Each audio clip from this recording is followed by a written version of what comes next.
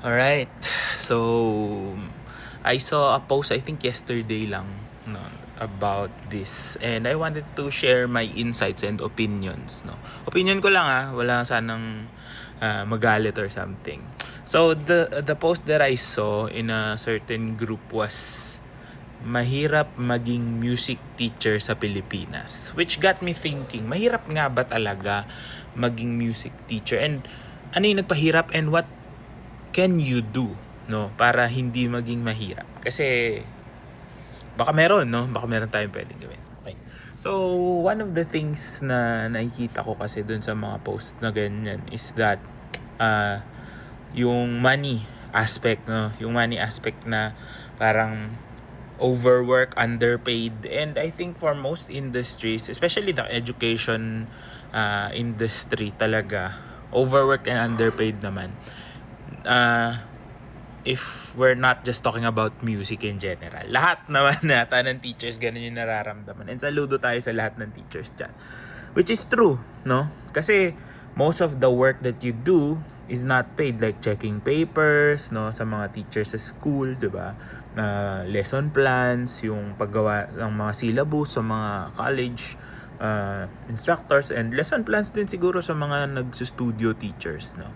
So hindi naman binabayaran yun ng educational system or kung sino man, no? So siguro totoo talaga na medyo may konting struggles. Now, when it comes to the financial aspect of mababa daw yung rates, ganyan, hindi sila makasingil ng mataas, I think that boils down to what value you give the quality of education that you give, 'di ba? Doon siya yun yung pinaka common denominator nun eh.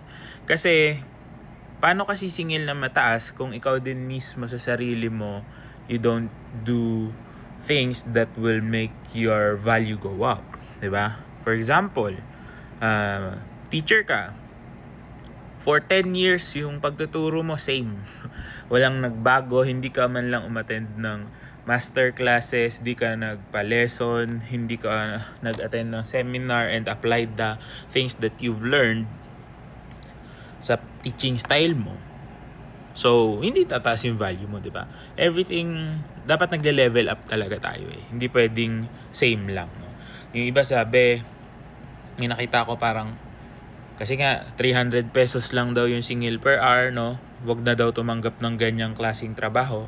Doon naman, I feel like you have to start somewhere and slowly build up your experience,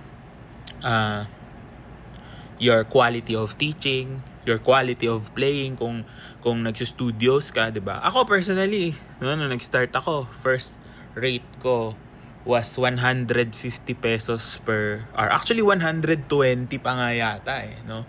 So, yun yung pinakaunang rate na kinuha ko. And I just kept going. Nag-aral lang ako ng nag-aral, nagpagaling ako ng nagpagaling, no? I made sure na yung pagtuturo ko was of good quality. I had students who were able to reach their goals, milestones, 'di ba? So, kung hindi mo i-upgrade yung sarili mo, lahat ng bagay magiging mahirap talaga.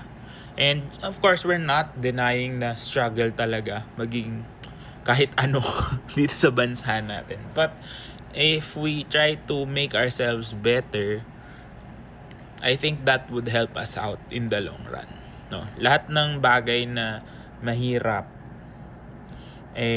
kaya namang gawa ng paraan. There's always a solution to a problem. There's always a way around things, 'di ba? Yung struggles natin might not be a problem of the system. Kasi bakit ko sinasabing, we have a flawed system maybe, pero we could bypass that by just doing better, 'di ba?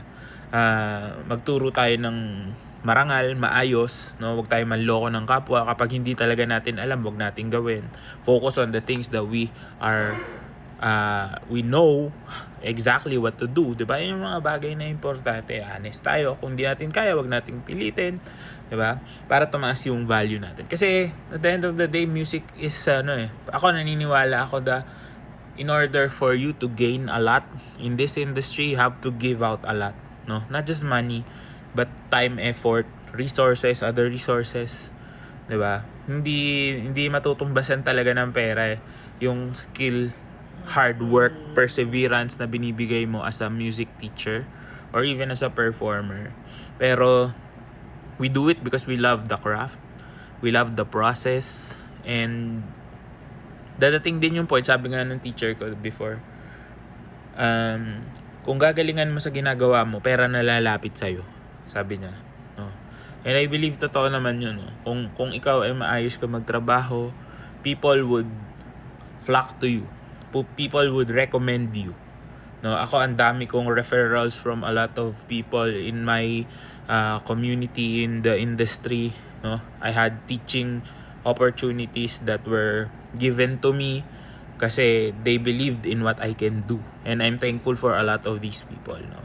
Kaya sabi ko, oo, mahirap nga siya, pero kung puro reklamo yung gagawin natin, hindi tayo magbibigay ng effort to do something about it. Kasi minsan yung reklamo natin, it's because, diba? Bakit hindi ka makapagtaas ng rate? Kasi yung mga students mo hindi naman gumagaling, diba? Or baka kasi kulang, hindi sila happy sa nagiging performance nila. Kung nasa studio ka man, may sarili kang studio, nagtuturo ka sa labas, nagtuturo ka sa school, diba? Kung hindi happy yung mga clients natin, at the end of the day, kasi music is still, I really consider music as a business rather than, you know, an employment-based job. Lalo na kung teacher ka na private, 'di ba? So, yes, mahirap. We acknowledge that it's really hard to be a musician and a teacher, 'di ba? Parehas na magulong industry yan. Pag pinagsama mo pa music education, really misunderstood. But in order for us to get better at it, we have to provide value. Kasi yun lang panlaban natin eh. Wala na tayong ibang ipanlalaban dyan. The system is built as it is. We can't really change a lot, especially sa loob ng educational system natin, no? O yung mga mga nagtuturo sa labas, you have to be a little bit business savvy. But at the end of the day, it's always your outcome or your product that will speak for itself. So kung hindi ka makakapag-create ng magandang experience, for example, sa mga students mo, hindi ka nila babalikan. Kung hindi masasatisfy yung parents ng mga kids mo, hindi ka nila i-recommend, di ba? It's that simple. Pero, you know, the nuances are very, very difficult to maneuver around. Pero totoo naman na mahirap. Pero may paraan. Laging may paraan. Laging may ways to get better, ways to, you know, increase your value.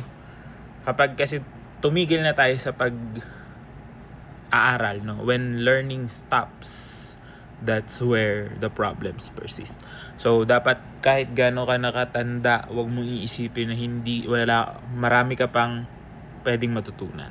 Or kung bata ka, you're building your reputation, your portfolio, just keep on working. Dadating din yung point na ma-appreciate na ng tao yung ginagawa mo. Kasi sa Pilipinas, ito yung reality eh. They won't appreciate what you do until you prove something, 'di ba? Hindi ka popondohan kung hindi ka makikitaan ng potential or hindi ka makikitaan ng value. So, build up your value and everything would be slightly bit better, no? So, sana nakatulong to. Comment down below your thoughts. I'll see you on the next one and good luck sa inyo, guys.